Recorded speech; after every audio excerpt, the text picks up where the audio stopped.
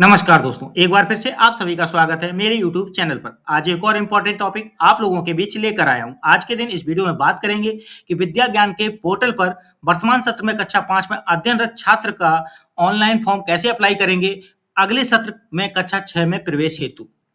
इस प्रक्रिया को स्टेप बाय स्टेप सारे नियम व शर्तों के साथ समझेंगे इस वीडियो में, इसलिए वीडियो को बिना स्किप किए हुए अंत तक जरूर देखें। लाइक, शेयर, कमेंट करना मत भूलें। चैनल यदि अभी तक सब्सक्राइब नहीं किया तो चैनल को सब्सक्राइब करके बेल आइकन को हिट करके ऑल सेलेक्ट जरूर कीजिएगा। तो स्टार्ट करते हैं वीडियो। इसके लिए गूगल को ओपन कीजिए और यहाँ विद्या ज्ञान स्पेलिंग ध्यान से देख लीजिएगा। ये विद्या ज्ञान यहाँ लिखकर सर्च कीजिए। अब आपके सामने www.vidyagyan.in का ये पोर्टल आया। इसी लिंक पर क्लिक करें तो देखिए विद्या ज्ञान पोर्टल का ये होम पेज ओपन हो चुका है। यहाँ पर ऊपर लिखा है विद्या ज्ञान admission process is completely online from this year. यानी विद्या ज्ञान का जो एडमिशन प्रक्रिया है, प्रवेश प्रक्रिया, वो अब इस साल से पूर्णतः ऑनलाइन है। तो यहाँ पर लिंक भी दिया गया है, click apply for admission to begin your application. यानी एप्लीकेशन भरने के लिए आप अप्लाई फॉर एडमिशन यहाँ पर क्लिक करेंगे और आगे पॉइंट्स बताएंगे किस कक्षा के छात्र भर सकते हैं, किस कक्षा में प्रवेश हेतु सारी उम्र का जिक्र होगा, डीओबी का जिक्र होगा, हर एक पॉइंट का जिक्र आगे होने वाला है। तो क्लिक करते हैं यहाँ पर अप्लाई फॉर एडमिशन पर। अब आपके सामने ये पेज आया, यहाँ लिखा उत्तर प्रदेश उत्तराखंड कक्षा 6 में प्रवेश हेतु ऑनलाइन आवेदन सत्र 2026-27 और नीचे देखिए अभ्यर्थी अनुभाग कैंडिडेट सेक्शन है। यहाँ पर नीचे देखेंगे तो कक्षा 6 के लिए पंजीकरण होना है 2026-27 के सत्र में। रजिस्ट्रेशन फॉर क्लास 6, यहाँ पर आप क्लिक करके रजिस्ट्रेशन प्रक्रिया बढ़ाएंगे और इसकी अंतिम तिथि देखिए लिखी हुई है 25 अक्टूबर 2025। यानी अंतिम तिथि से पहले ये कार्य कर लें। ठीक है, इसी के साइड में दूसरा ऑप्शन कौन है, यदि आप पहले से पंजीकरण किए हैं और अपना आवेदन पूर्ण करना है, जैसे यहाँ फॉर्म भर दिया था, शुरुआत में कुछ भर के छोड़ दिया, अब पूरा करना है फॉर्म को, तो आप यहाँ पर क्लिक करके आगे बढ़ेंगे। और अगला लिंक है अपना जमा किया गया आवेदन पत्र प्रिंट करने के लिए। यानी जो फॉर्म पूर्ण कर लिया उसको प्रिंट करना है तो आप यहाँ पर क्लिक करके फिर से प्रिंट कर सकते हैं यदि पहले प्रिंट ना किया हो। आवेदन संख्या खोजें या आवेदन की स्थिति जांचें, इसके लिए नीचे लिंक दिया गया है, यहाँ पर क्लिक करेंगे। प्रवेश पत्र डाउनलोड करने के लिए यहाँ लिंक दिया गया है, यहाँ से करेंगे। और किसी प्रकार के संपर्क के लिए आप यहाँ क्लिक करके संपर्क कर सकते हैं। ठीक है, तो मैं यहाँ पर आपको दिखा देता हूं। तो देखिए संपर्क पर क्लिक करने के बाद आपके सामने क्या आता है, देखिए यहाँ पर कुछ कांटेक्ट नंबर आपकी स्क्रीन पर आ रहे हैं। ठीक है, इन पर आप कांटेक्ट करके कोई भी हेल्प है वो ले सकते हैं। टाइमिंग और डेज का जिक्र यहाँ किया गया है। तो इस तरह से आप कार्य करेंगे। अब मुझे पहली बार आवेदन करना है तो मैं कक्षा 6 के लिए पंजीकरण जो पहला लिंक है उस पर क्लिक करता हूं। अब आपके सामने ये स्क्रीन आएगी जहां पर लेफ्ट साइड में और राइट साइड में कुछ इंपॉर्टेंट पॉइंट्स शेयर किए गए। मैं पहले वो शेयर कर दूं, फिर सेंटर वाले पॉइंट्स पर आता हूं। लेफ्ट साइड में देखिए आवेदन की अंतिम तिथि 25 अक्टूबर, परीक्षा की तिथि समय अनुसार साझा की जाएगी, प्रवेश पत्र भी डाउनलोड करने की तिथि समय अनुसार साझा की जाएगी, परिणाम घोषित करने की तिथि भी सूचित की जाएगी समय पर। अब नीचे पॉइंट है कि राजस्व विभाग द्वारा निर्गत प्रमाण पत्र के अनुसार आवेदक राज्य के जनपद के ग्रामीण क्षेत्र का स्थायी निवासी होना चाहिए और उसके संपूर्ण परिवार की वार्षिक आय 3 लाख से अधिक ना हो। आवेदक ग्रामीण क्षेत्र में स्थित राजकीय अथवा मान्यता प्राप्त निजी विद्यालय से, यानी किस प्रकार के विद्यालय का जिक्र यहाँ दिया गया है, राजकीय अथवा मान्यता प्राप्त निजी विद्यालय से कक्षा 3, 4 उत्तीर्ण भी की हो और उसके बाद 5 में अध्ययनरत होना चाहिए। अब इस समय विद्यालय प्रवेश परीक्षा के अंतर्गत लिखित परीक्षा हेतु एक ही अवसर अनुमन्य होगा। यानी विद्यालय प्रवेश परीक्षा के अंतर्गत लिखित परीक्षा हेतु केवल एक ही अवसर अनुमन्य होगा, अनुमन्य होता है लिखा है। आवेदन पत्र तथा विद्यालय में प्रवेश प्रक्रिया के स्वीकार और अस्वीकार किए जाने संबंधी संपूर्ण अधिकार विद्यालय में निहित रहेंगे। तो ये पॉइंट ध्यान में रखना है। अब बात राइट साइड के कुछ पॉइंट्स की कर लेते हैं। तो देखिए राइट साइड में पहला लिंक दिया गया है, आवेदन पत्र भरने के लिए उपयोगकर्ता मार्गदर्शिका डाउनलोड करें। यानी आवेदन भरने के लिए कुछ इंस्ट्रक्शंस दी गई हैं, वो इस पीडीएफ में आपको मिलेंगी। यहाँ से वो क्लिक करके पीडीएफ डाउनलोड हो सकती है। ठीक है, आप क्लिक करके उससे जानकारी ले सकते हैं आवेदन पत्र भरने के लिए, या फिर मेरे इस वीडियो को देखते रहिए, सारे स्टेप्स आपको क्लियर भी होंगे। बोनाफाइड प्रमाण पत्र प्रारूप डाउनलोड करने के लिए यहाँ क्लिक करें। ये बोनाफाइड प्रमाण पत्र जो है आपको यहाँ से डाउनलोड करना ही होगा और फिर प्रिंट करवा कर उसमें डिटेल्स भरकर विद्यालय स्तर से प्रमाणित कराना होगा। ठीक है, ध्यान रखना है इस बात का। ये बोनाफाइड जो है वो डाउनलोड, फिर प्रिंट, उसके बाद विद्यालय स्तर पर जानकारी भरने के बाद प्रमाणित किया हुआ होगा, वो अपलोड होगा यहाँ पर ऑनलाइन प्रक्रिया में। ध्यान रखना है इन बातों का। तो मैं यहाँ स्क्रीन पर दिखा भी देता हूँ आपको बोनाफाइड प्रमाण पत्र का प्रारूप। दिख रहा है ना? इसी तरह रहेगा। आगे लिखा है विद्यार्थी के लिए निर्देश। बालिकाओं की जो आयु है 31 मार्च 2026 को 10 से 12 वर्ष होनी चाहिए। ध्यान दीजिएगा, बालकों की आयु 10 से 11 वर्ष होनी चाहिए इसी डेट में।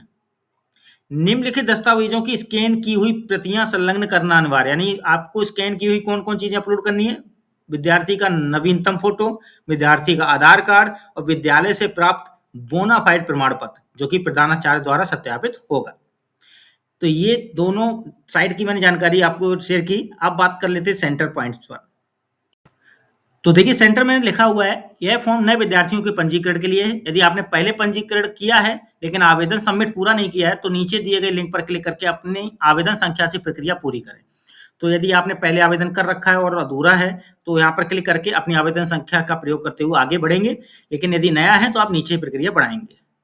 फॉर्म भरते समय कृपया अंग्रेजी अक्षरों का ही प्रयोग करें, साफ लिखा है, और जहां स्टार रेड लगा हो वो भरना कंपलसरी है।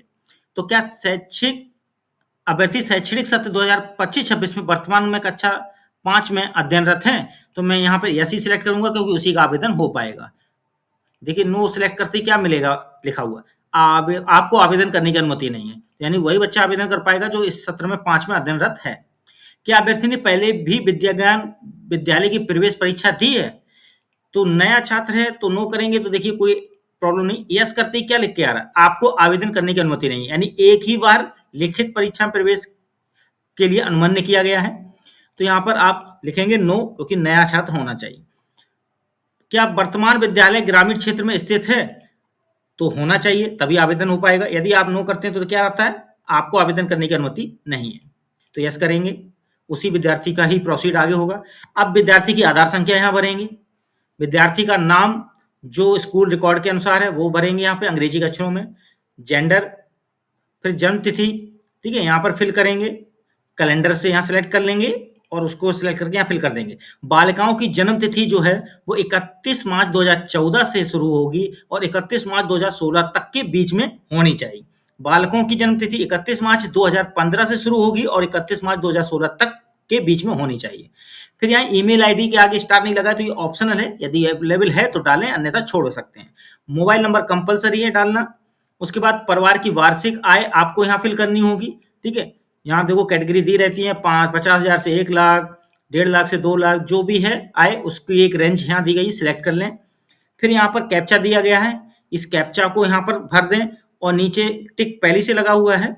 तो मैं यह सहमति प्रदान करता या करती हूँ कि विद्या ज्ञान द्वारा अभ्यर्थी के माता पिता या कानूनी अभिभावक द्वारा उपलब्ध कराई गई व्यक्तिगत जानकारी को प्रवेश प्रक्रिया के मूल्यांकन, प्रशासनिक प्रयोजनों एवं कानूनी आवश्यकताओं की पूर्ति हेतु संग्रहित, संसाधित एवं संरक्षित किया जा सकता है। फिर करेंगे click proceed to OTP verification पे। तो मैं ऊपर की डिटेल सारी फिल करके नीचे क्लिक करता हूँ प्रोसीड टू ओटीपी वेरिफिकेशन पर। जैसे ही प्रोसीड टू ओटीपी वेरिफिकेशन पर क्लिक करेंगे आपके सामने स्क्रीन पर यह मैसेज आएगा, क्या आप मोबाइल नंबर सत्यापन की प्रक्रिया शुरू करना चाहते हैं? तो यहाँ कंफर्म पर क्लिक करें। जो ओटीपी प्राप्त हुआ है उसे यहाँ फिल करें और वेरीफाइड डिटेल्स पर क्लिक करें। सामने ये पेज आएगा जहां आवेदन की संख्या आपको दिखने लगेगी। इसे एक कॉपी पर अच्छे से नोट कर लें, सुरक्षित रख लें। उसके बाद विद्यार्थी का विवरण होगा नीचे, जिसमें विद्यार्थी का नाम, विद्यार्थी की आधार संख्या, ईमेल आईडी यदि फिल की वो दिखेगी, लिंग और जन्म तिथि आपको दिखेगा। तो ये डिटेल्स आपको दिख रहे हैं, इन्हें एक बार अच्छे से जांच भी लें। और इसके नीचे इन्फॉर्मेशन कुछ है भरने के लिए, वो भी दिखाते हैं। अब यहाँ पर पारिवारिक विवरण भरना है। माता का पूरा नाम, माता की शैक्षणिक योग्यता, माता की वार्षिक आय, माता का व्यवसाय, पिता का पूरा नाम, पिता की शैक्षणिक योग्यता, पिता की वार्षिक आय, पिता का व्यवसाय। फिर यहाँ पिता, माता या कानूनी अभिभावक की आधार संख्या है। कानूनी अभिभावक मतलब यदि माता पिता उपलब्ध ना हो। फिर आता है अन्य स्रोतों से आय और दादाजी का पूरा नाम। ये डिटेल्स यहाँ पारिवारिक विवरण वाली भरनी है। फिर इसके नीचे संपर्क विवरण है, उसे दिखा देते हैं। संपर्क विवरण में जो पहले मोबाइल नंबर भरा है वो प्राइमरी मोबाइल नंबर में फिल होकर आएगा, और यदि अन्य मोबाइल नंबर कोई है तो उसे भी यहाँ फिल करके वेरीफाई करेंगे। और नीचे इन दोनों में से कौन सा नंबर व्हाट्सएप पर है उस पर क्लिक करेंगे। यह नंबर व्हाट्सएप संदेशों के लिए उपयोग किया जाएगा। तो जो भी आपका मोबाइल नंबर व्हाट्सएप वाला है उसको यहाँ टिक कर लेंगे, ठीक है। जैसे मैंने देखो यहाँ टिक किया है, जो मुख्य मोबाइल नंबर दिया उसी को, ठीक है। और यदि व्हाट्सएप नंबर उपलब्ध नहीं तो इसको टिक करेंगे, ठीक है। तो यहाँ पर आप अपने हिसाब से चयन करेंगे और इसके नीचे स्थायी पता से जुड़ी जानकारी है उसे दिखा देते हैं। अब आपको देखिए स्थायी पता में जानकारी भरनी है, विलेज यानी गांव का नाम लिखना है खुद से, स्टेट यानी राज्य का चयन करना है, लिस्ट यहाँ खुल जाएगी। जिला, इसमें जिला का चयन लिस्ट से कर लेना है, तहसील का चयन भी लिस्ट से करना है, विकास खंड का भी चयन लिस्ट से करना है, डाकघर पोस्ट ऑफिस का नाम यहाँ लिख देना है, पिन कोड भी यहाँ लिख देना है। इसके बाद वर्तमान विद्यालय का विवरण है, विद्यालय का नाम, विद्यालय का यूडाइस कोड और विद्यालय का प्रकार और विद्यार्थी जो है उसका अपार नंबर। यहाँ स्टार नहीं लगा है रेड वाला, यानी इसको ऑप्शनल है, इसको छोड़ सकते हैं। जिस पर रेड स्टार है उसको भरना कंपलसरी है और जिस पर रेड स्टार नहीं है उसे छोड़ा जा सकता है। विद्यार्थी की विद्यालय में प्रवेश वाली कक्षा और विद्यालय का पता ये सब भरेंगे यहाँ पर। फिर आता है दस्तावेज, ये दस्तावेज जो है वो अपलोड होने हैं, किस टाइप में, वो कितने साइज में लिमिट है वो बताते हैं। जैसे विद्यार्थी का नवीनतम फोटो जो है पासपोर्ट साइज का उसे अपलोड करेंगे, टाइप होगी फाइल की पीएनजी, जेपीजी या जेपीजी और लिमिट है 5 MB के साइज की। विद्यार्थी का आधार कार्ड जिसका मुख्य पृष्ठ फ्रंट वाला होता है, पीएनजी, जेपीजी, जेपीजी या पीडीएफ फाइल में हो और लिमिट 5 MB के साइज की है। विद्यालय का बोनाफाइड प्रमाण पत्र पीएनजी, जेपीजी, जेपीजी या पीडीएफ में हो और साइज लिमिट है आपकी 5 MB की। तो ये तीनों का डिटेल बता दिया है, फाइल का टाइप और फाइल का मैक्सिमम साइज कितना रह सकता है।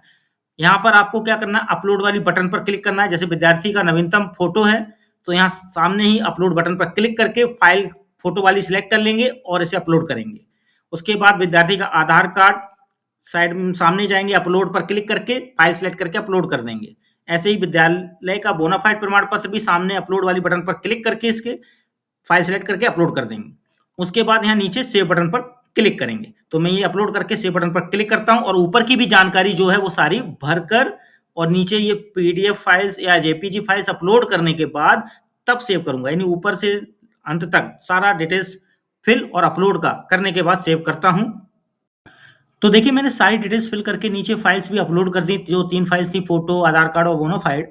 उसके बाद साइड में देखिए चेंज भी ऑप्शन आ रहा है, यदि गलती से कोई गलत फाइल अपलोड हो जाए तो चेंज पर क्लिक करके अपलोड कर देंगे और अपलोड करते वक्त आपको कंफर्म करना पड़ता है, तो कंफर्म करके तब अपलोड हो जाएगा।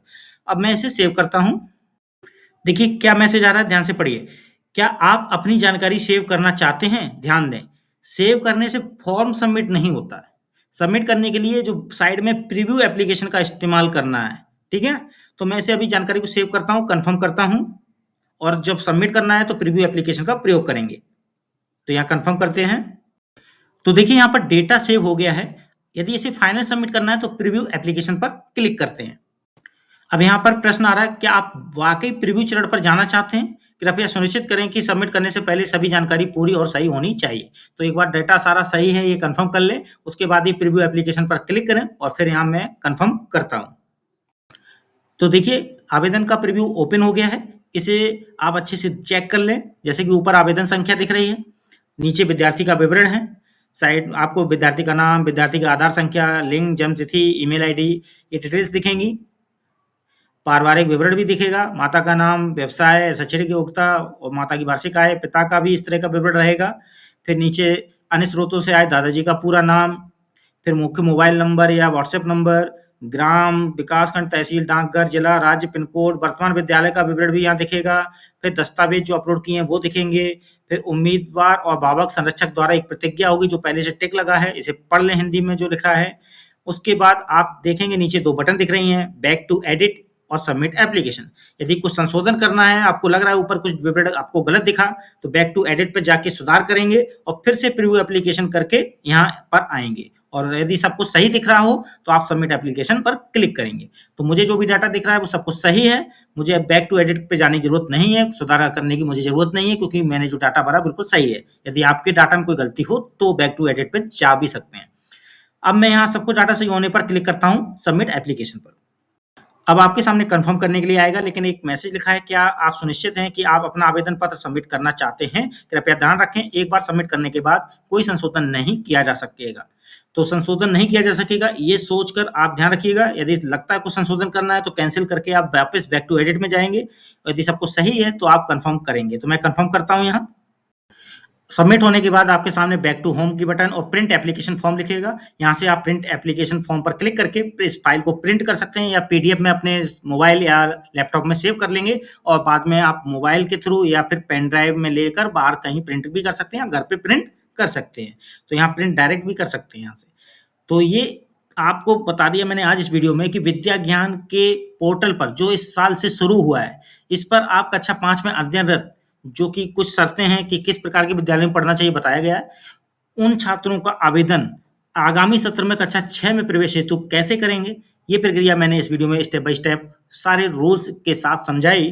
वीडियो अच्छा लगा हो तो लाइक, शेयर, कमेंट ज़रा कीजिएगा। चैनल यदि अभी तक सब्सक्राइब नहीं किया तो चैनल को सब्सक्राइब करके बेल आइकन को हिट करके ऑल ज़रूर सेलेक्ट कीजिएगा। मिलते हैं अगली बार एक और इम्पोर्टेंट वीडियो के साथ। आज के लिए बस इतना ही। धन्यवाद।